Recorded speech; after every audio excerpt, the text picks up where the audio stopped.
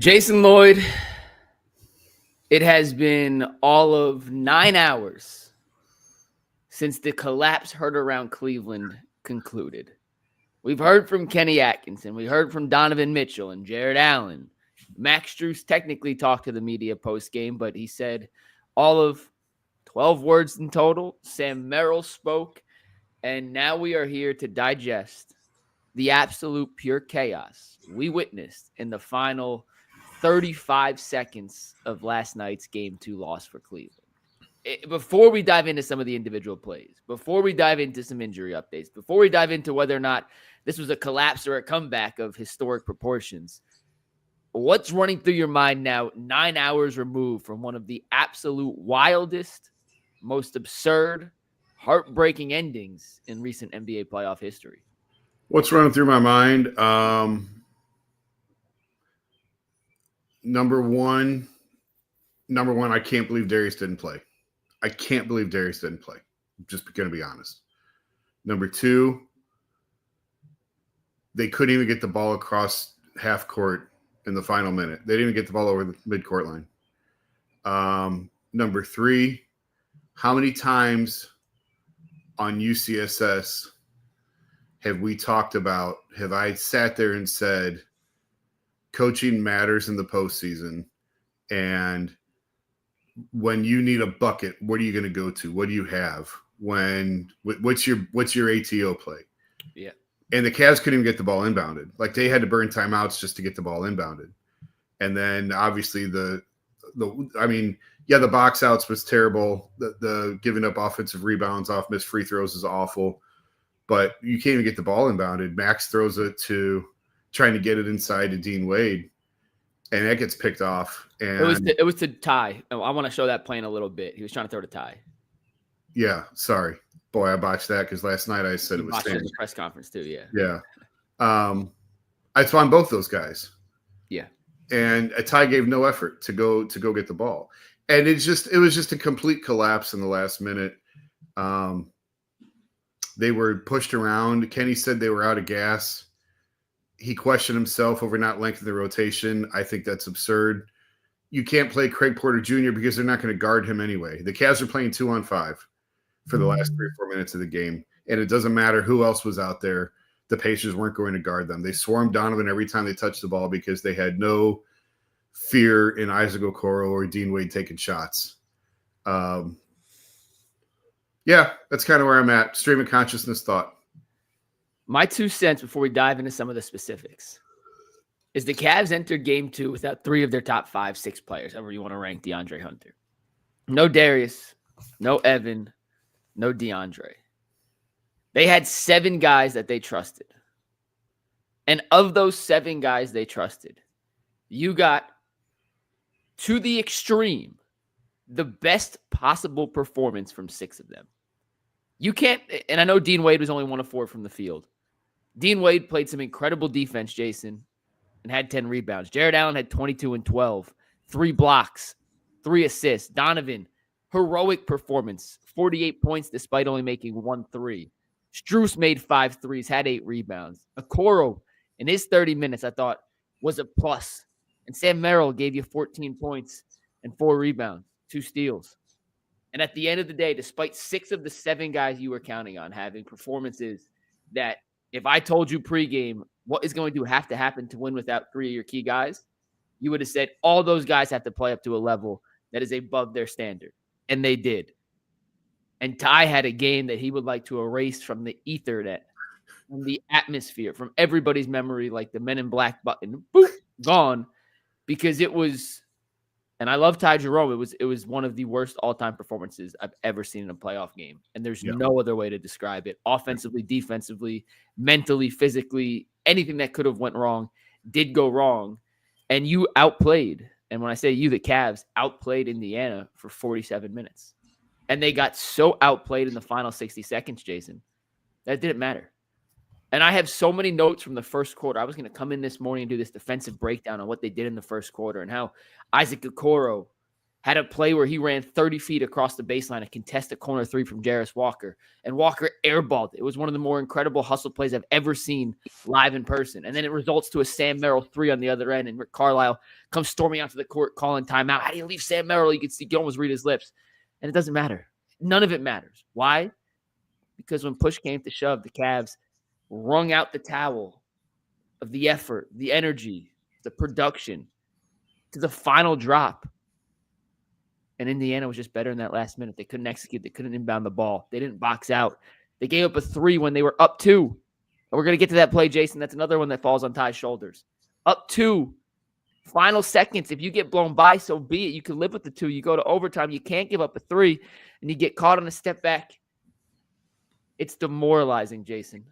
It feels like a gut punch. And it's going to be incredibly hard for this Cavaliers team emotionally to rebound from a game where they put everything on the court. They left everything out there. That still wasn't enough. It felt like for a lot of that game, it felt watching it like Indiana was good going back 1-1. They came here to get one. They got one. And the Cavs out-physicaled them. They out-hustled them. Like, physicality is a big part of this team in terms of lack of.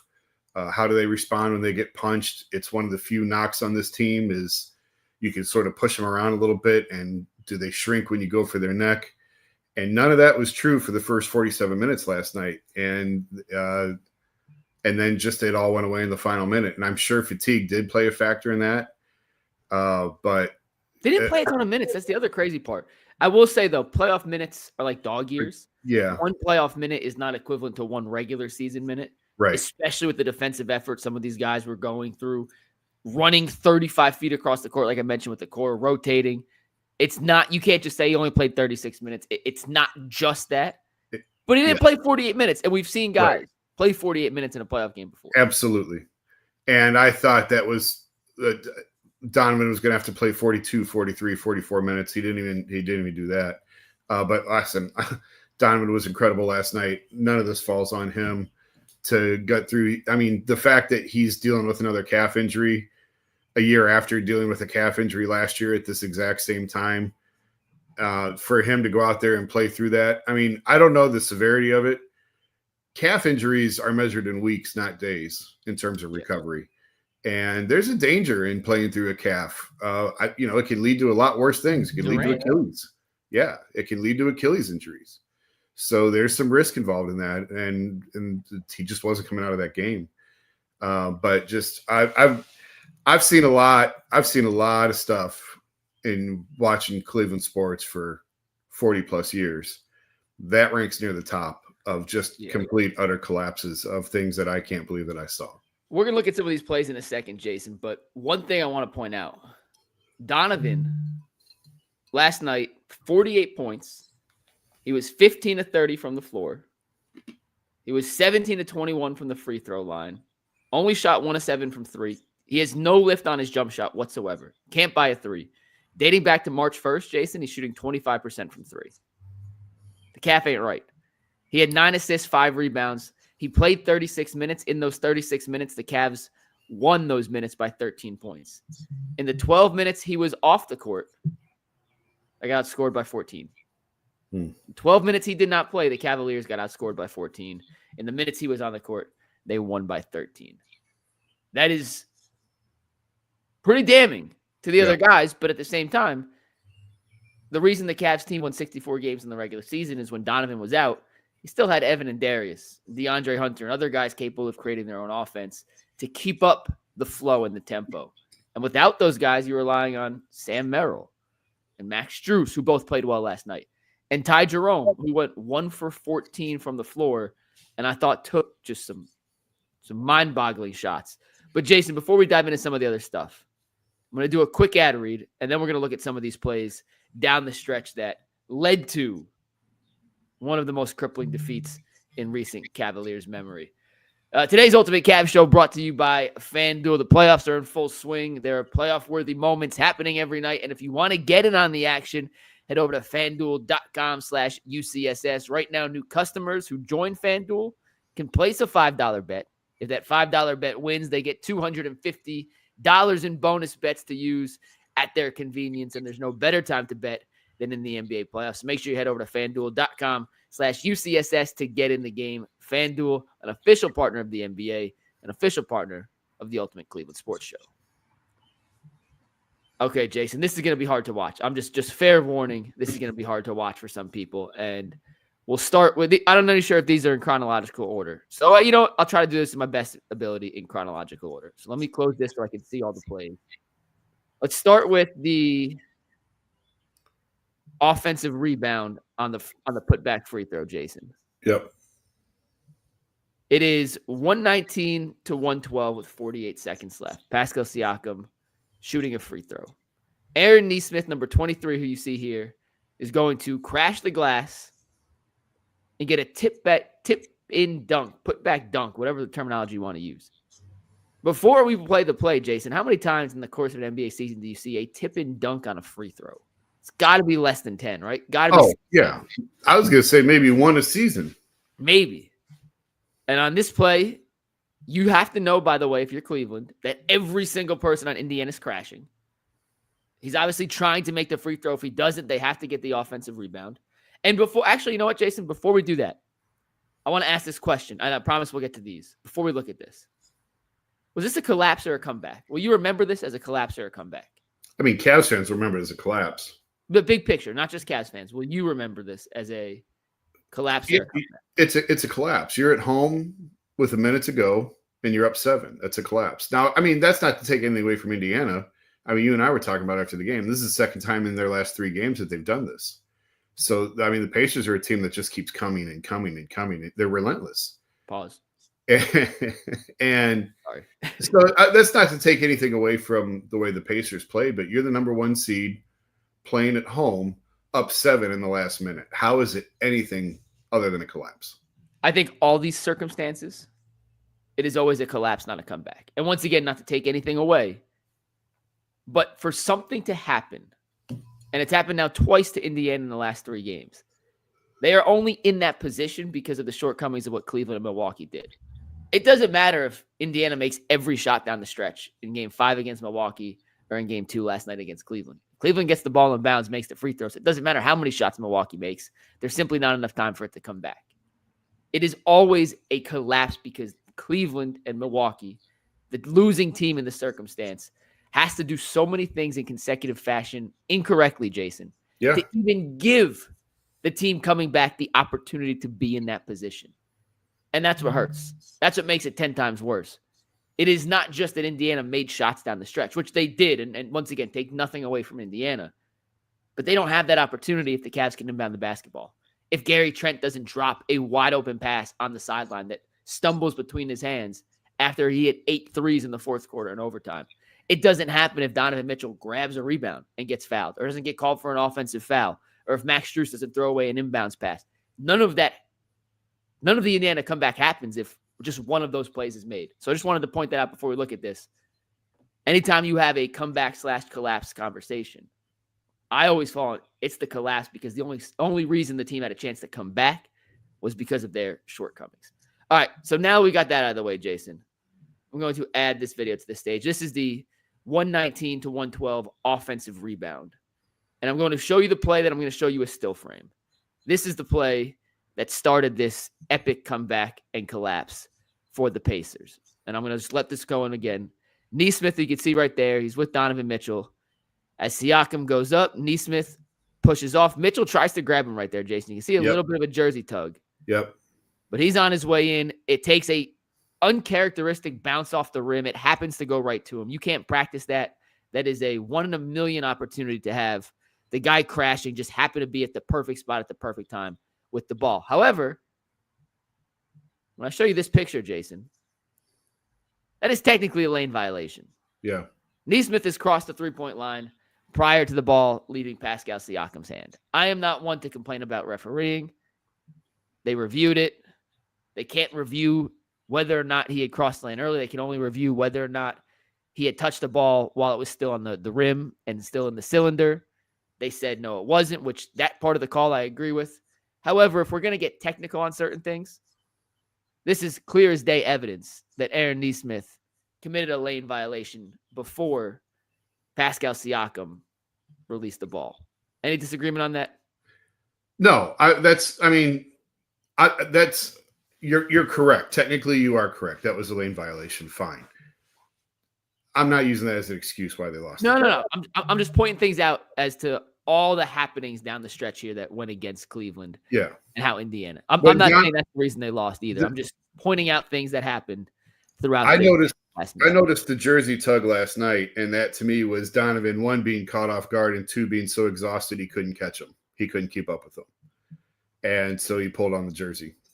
Yeah, and there's going to be another Donovan play coming up where I think exhaustion played a factor. But that was the first. Next up, we have the Strus turnover, Jason. It is 116, 119. Or was Donovan's offensive foul first? Donovan's offensive foul is the next play.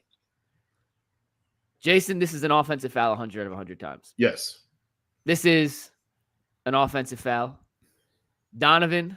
Barely get the ball inbounded. Yeah, look at the inbounds play, first off. They try to create space.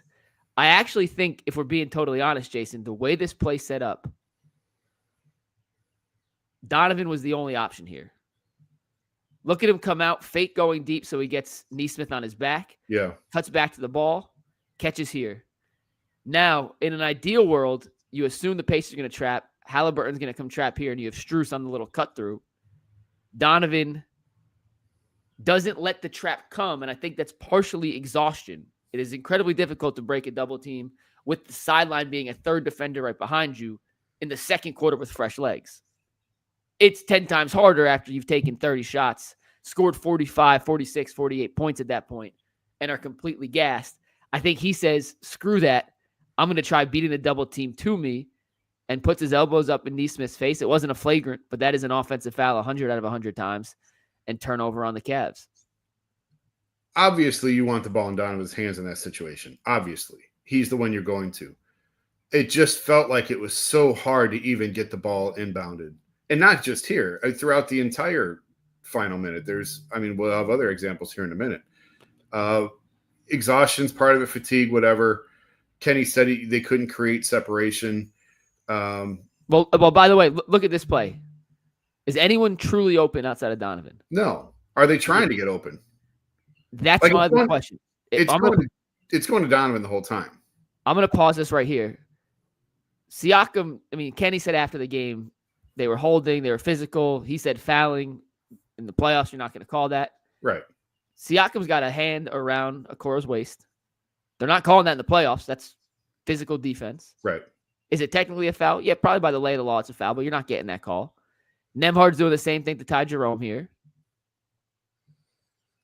Ty's like boxing out. He's not even trying. He's trying to create a lane, I guess, but with Okoro cutting through the middle, you can't make that pass, so that's a numb option. And you have Jared Allen deep as your fifth. I don't love the play design by the Cavs here. I know it's going to Donovan regardless, but there's no second option if Donovan's not open. No one else there is in a position to even catch that ball, Jason. Yeah. So that's the second turnover. Or the first turnover, the second bad play in the final 48 seconds. The next one is the Strus turnover. And Jason, I got a big problem with this. Before I play this, I want to set this up. Kenny said post-game they've ran this play numerous times throughout the regular season. I remember against the Boston Celtics, you and I were sitting together in press row, and they ran this exact same play for George Niang late in the game, and George caught it and got free throws. And I looked at you and I said, did they really just run a late game possession ATO for a George Niang catch? I remember that, but I don't remember it was this exact This play. is the exact same play they ran. Now, I'll show you. George is in Ty Jerome's spot in this play, and I'll diagram this for you in a sec. George, with all due respect, he's got a fat ass. George is a much larger person in the lower body, and he used his larger lower body to box out. I think it was Sam Hauser was guarding him, but he used it to box him out, did not let him get around him, basically handled it like a jump ball in the NFL, and said, that ball is mine, not yours. I'm going to pause this when Max Strus throws the ball. Look at the positioning Ty Jerome is going to have on Andrew Nembhard, and look how easily Nembhard eventually gets to the ball, okay? Yep. Right here. Ty Jerome is the guy in the paint. You see Donovan cutting through. Neesmith's going to go with Donovan, which gives you a one-on-one situation right there in the paint. Nembhard is on Ty Jerome's back. Strus is throwing that to a spot. He says, Ty, you have position. Nembhard's on your back. I'm going to throw this to a spot. You got to go get it. Yep. This is the result. Yep. It's just not good enough, Jason. It's not. I don't love the lob pass either. Full disclosure. I think Strus put a little too much air under it. But when you're on your back there and that play's drawn up, and I assume that's where I should actually clarify. I assume that was the number one option on that play. I don't know for a fact I wasn't in the huddle. But when Strus lets this go, you're trusting your guy to go get the ball, Jason. And the effort here from Jerome, and give Nembhard credit, he hits him with a nasty swim move. That's Myles Garrett in the white sweater sitting right under the basket there. Myles Garrett was proud of that swim move. I know it's the wrong team, but that was a damn good defensive end swim move. But you can't let that happen. Like, that is inexcusable that Ty Jerome just doesn't even touch Nembhard. I mean, it's a free steal. Yeah. But look at it again. He catches it uncontested. Steps like a pick six. Yep. It's not good enough, Jason. Yep. All right, here's the offensive rebound. The final offensive rebound. I love how this shot starts on the and this is from the NBA.com play tracker. Starts on this. We talked about Donovan's exhaustion before. On this play, Donovan, Miles Turner, and Jared Allen are all going to touch the ball at the exact same time.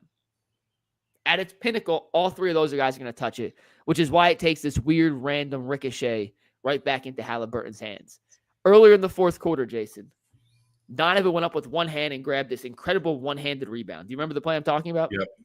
He tried to do that again on this play. If you're going to critique anything from Donovan in this game, it is in the most crucial moment of the game. 12 seconds left, you're up 2. You got to go up with 2 hands. I know Donovan's a linebacker. I know Donovan has gigantic hands and can palm the ball like I could palm my AirPods. Like, that's what a basketball is to him. But in that moment, you have to go up with 2 hands. Donovan goes up with 1. And maybe earlier in the game with less exhaustion, less wear and tear, less fatigue, he outjumps Allen and Turner, who are battling each other.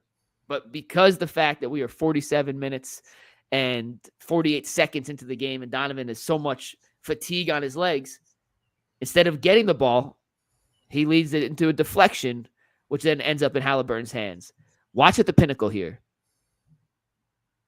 All 3 guys, 3 hands on the ball at once. You're not telling me if Donovan 2 quarters earlier jumps half an inch higher, that's a one-handed grab, Jason? Yeah, but you know what? I'm not blaming him for this play. I'm just pointing out that's one of the areas where fatigue may have played a bit of a factor. That's on Jarrett. Jared Allen, go get the rebound. That's on Jarrett. Like, right, get the rebound, Jarrett. You're 7 feet tall. You've got prime position. Box him out and get the rebound. There's no reason anybody but Jared Allen should come down with that rebound. I wonder off the front of the rim. It's just a random free throw off the front of the rim. I wonder if Donovan doesn't touch it here, Jason, if Jarrett comes down with it. Because I think the reason that it goes, look at the direction the ball's coming off. It's going to the left, to Jarrett's side, to Donovan's side, to Miles Turner. And Haliburton catches it back towards the middle of the rim, which means no one got a clean hand on it. Yeah. I wonder if Donovan doesn't have that simultaneous contact. Does Jarrett grab it? He has Miles Turner boxed out. I'll try to pause it. It's not like Miles Turner got around him. You see what I'm saying? Yeah. It's just a freak play. 1 out of a million opportunities, 1 out of a million chances for the ball to careen out how it does. But I wonder if Donovan doesn't grab this. I mean, look, they're literally touching at the same time, Jason. They're both going for the rebound. It's not a lack of effort here. Yeah. It's a freak, weird play where 2 Cavs actually get to it before anyone on Indiana does. And it's like, if you have 2 quarterbacks, do you really have any? You have 2 Cavs grabbing a rebound and neither gets a full hand on it. Do you have the rebound? And the answer in this case was no. Haliburton gets it, and it leads to the final play here, which, Jason, before we show the last play, 6 seconds left, 119-117. Ty Jerome guarding Tyrese Haliburton. You can't give up a 3 here. You're up 2. You can't give up a 3. And although Ty's the one that gets burnt on this play for the Haliburton 3, the other 4 Cavaliers are so hyper-focused on what Haliburton is doing with the ball. When he shoots it, Look how open the two corners are. Had he decided to pass it, either Nesmith or Turner or Nembhard, I'm not quite sure who ends up in the corner here, would have had a wide open opportunity. All 5 Cavs are ball watching. Mm-hmm. And that makes it even worse that despite the fact they're all ball watching, they still gave up a step back 3 up 2 with 6 seconds left. If you get blown by and he makes a layup, so be it. You're headed to overtime. You can't give up a 3 here, and we all know what happened. But yeah, look at Nembhard in the corner and Nesmith. If he decides to pass that, it's an open look for those guys. The Cavs get the inbounds. Sam Merrill takes a tough heave with a second left. It's not even close, and that's all she wrote. But Jason, you can't give up a 3 here. Good move by Haliburton. I mean, once again, he made some tough shots down the stretch, but you can't give up a 3 in that situation. And that's what I mean. See Nembhard wide open in the corner here. Strus off his line. You have Nesmith in the wing. Got caught ball watching. Well, I don't think anybody thought Tyrese Haliburton was giving that ball up. I didn't. I mean, I thought this is Haliburton all the way. I'm just saying Ty is the one that we're all going to look at, but it's not like everyone else is in perfect position either. Yeah. So no, all those things happen in one sequence, Jason, and that's how you erase a 7-point deficit in 40 seconds.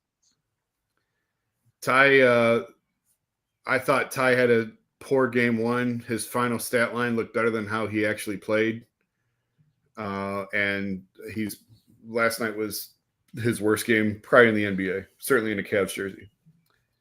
Probably in the NBA, given everything that was at stake.